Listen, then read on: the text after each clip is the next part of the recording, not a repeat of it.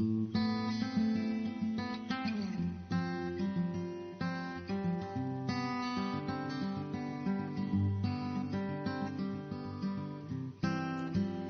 this session, I'm going to be talking about stress and how you can build your defences against stress.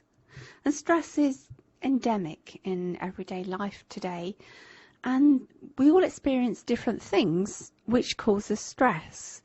So what I'm going to suggest is that you pause the video for a moment and brainstorm all your ideas about what causes you stress, and take a moment to write them down on a piece of paper.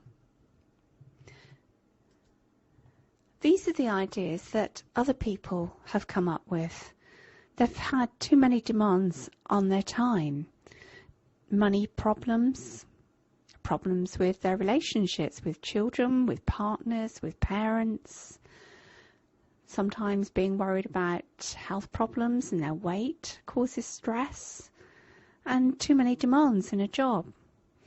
And for many people, it seems that simply feeling inadequate and having low self-esteem is a major source of stress for them that has a knock-on effect on every aspect of their lives. So what causes stress, and what happens in our body when we're stressed? So stress is set off because you're saying certain things to yourself about what's going on around you. It's your interpretation, the meaning that you're giving to external events.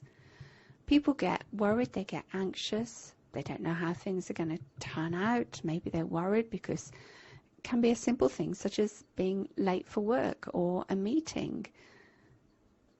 And whenever you get anxious or stressed, your body assumes, your brain assumes that you are in some kind of physical danger. And so it releases adrenaline, and that's the stress hormone which is designed to equip you for fight or flight. You may notice if you're getting nervous or anxious that your heart starts to race, and it's because it's pumping extra blood around the body to meet the energy needs. Your breathing may become more rapid so that more oxygen is pumped into the muscles so they can burn energy. There'll be a glucose rush. So stored glucose is released again to fuel the muscles, and in turn they tense up, ready for action, literally ready to fight, save your life, or to run away. And your pupils dilate. And importantly, when you're stressed, your brain figures you're not going to sit down and eat a meal if you're in danger, so it switches off digestion so that all your resources can be diverted to getting you out of danger. And with the average adrenaline rush, it gives you enough energy to be able to run for a mile. So where does all this extra energy come from to enable fight or flight? Your body diverts energy away from its normal repair and maintenance jobs. It releases the glucose that's been stored in muscles to give them the energy that they need for fight or flight. And stress can be useful in its place if you're genuinely in danger, but for many people it becomes almost their way of being, habitual. And that's a problem when it becomes a persistent anxiety or worry state. When you're stressed, it doubles your need for vitamins. When you're stressed for long periods of time, it affects your pituitary gland, your adrenals, your pancreas and your liver, because they're all working constantly, pumping out stress hormones, trying to protect you. And there's a whole raft of ailments and symptoms that can come from being stressed. And here there's just a few of those listed. Your energy levels can drop, so you feel tired. You lose concentration. It becomes very difficult to make rational decisions. You may feel confused. You can't think clearly. For some people, their appetite's affected. They may lose it altogether, or they may eat as if there's no tomorrows. people start to get irritable, edgy, get headachy, migraines. They may feel they can't sleep because their head is buzzing. They've got too much adrenaline around the system, but then in the morning they're still so tired they can't wake up. And this can lead to people getting even more anxious, getting depressed. And when you know you're not coping, it can lead to a loss of confidence in yourself. And all of this stress compromises your immune system. So you may find that you're getting more coughs, more colds, every virus infection that goes round. Because the digestion's switched off, you can start to get digestive problems. And rational thinking can go out the window. So you're stressing and worrying about everything.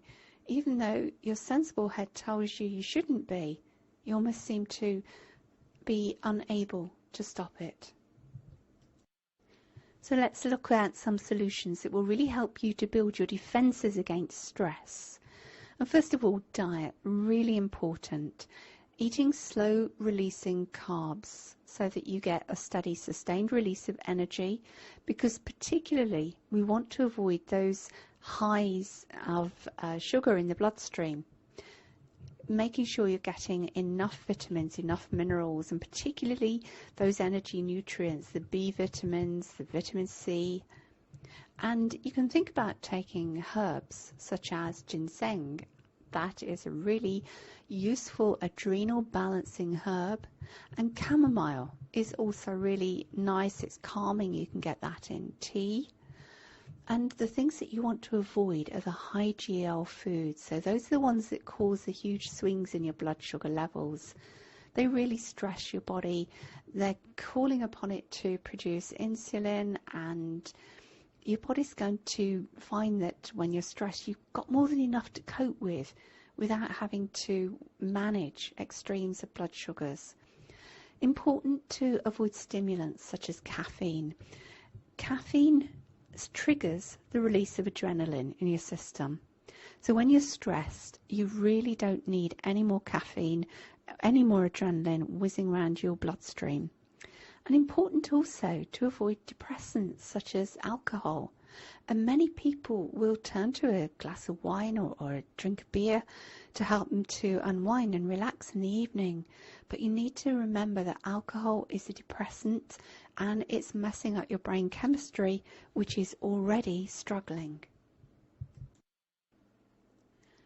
A second solution to help you to build your stress defences is exercise. And it needs to be the right kind of exercise to build up your stress resistance. We want you to be strong but supple. And the ideal forms of exercise are yoga, Tai Chi, Pilates and walking. These are the kinds of exercises which literally are going to build your muscle strength, and they are going to be calming, relaxing. If you do too much exercise, particularly high impact, high energy, you do a step class, you go to a gym, that can actually increase your stress levels. So what we want is the kind of exercise that relaxes your muscles, because that will also release tension. It will help to release headaches. It will help your body to release the stress hormones that have already built up. And of course, exercise releases endorphins. Those are your feel-good hormones. The final thing that we want to deal with is your psychology, and that's what's going on in your mind. What are you thinking about the things that are going on around you? It can be really useful to identify the causes of your stress, keeping a little notebook, a stress diary, and jotting down in there your thoughts, the scenarios that you come across, the things that make you feel anxious. And it's important to change what's in your control. So if there is something going on that you're able to do something about, then change it. If you can't change it, it's good to switch off that stress response by using relaxation techniques or doing some exercise, calming things down so that you stop that adrenaline response. And check whether your perceptions about a situation are accurate. For some of us, it's really easy to slip into an automatic negative response, and it's not helpful. You might ask your best friend, what do they think about the situation?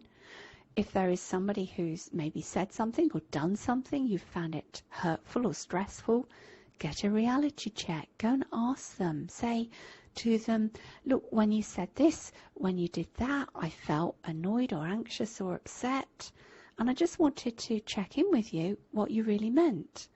And you might be surprised to find that your perception wasn't actually what they meant to communicate.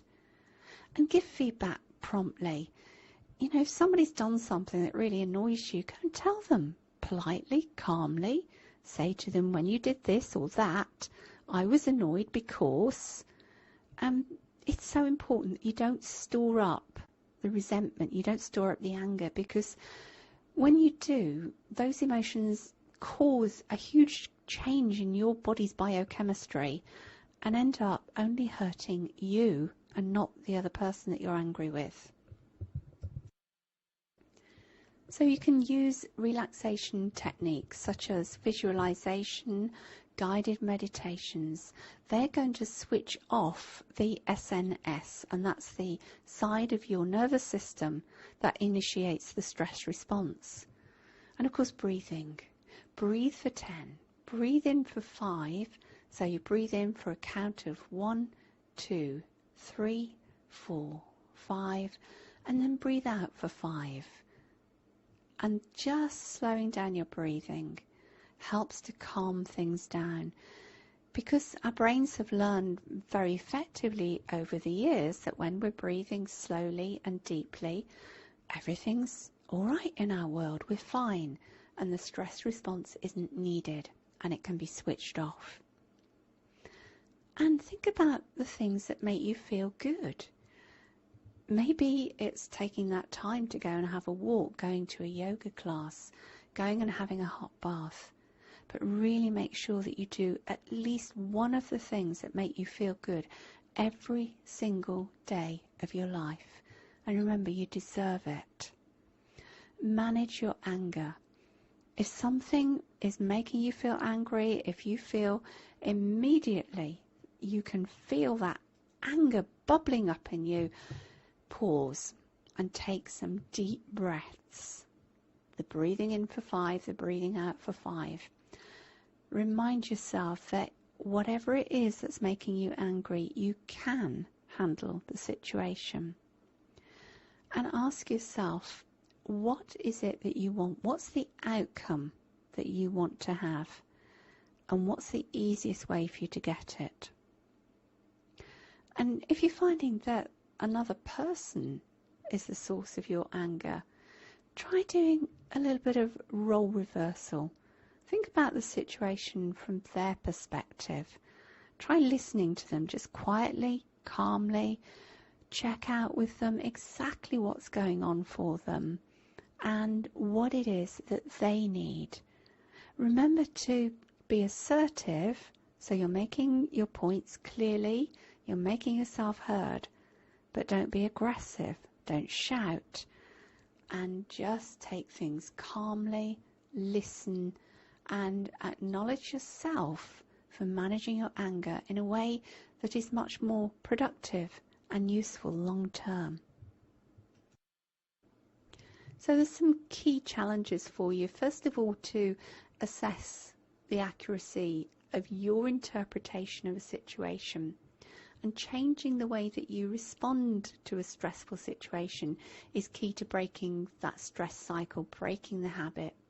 So using your book, you can make a note of the causes of your stress and how you react to stress. Ask yourself, how much of the stress are you actually in control of? Are you thinking about the situation accurately? Do you have the skills to deal with it? Do you have enough time? Can you get someone to help you?